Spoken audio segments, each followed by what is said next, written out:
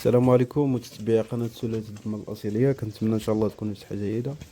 اليوم على بركة الله الإخوان كاينين 7 الخروفات زينة الله يبارك، خروفات دمانيات حرات، حاجة مليحة الله يبارك ديال الكسيبة.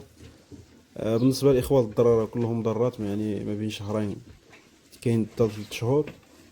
السنة الإخوان سنة الحليب، جوج اللي مطيحين الثنية، يعني جوج هذا اللي طالعين الثنية، الآخرين راه باقيين سنة الحليب. اللي بغاهم الإخوان يخلي لي ميساج في واتساب 0617 19 64 89، ولا يسخر لجميع الإخوان دمتم في رعاية الله.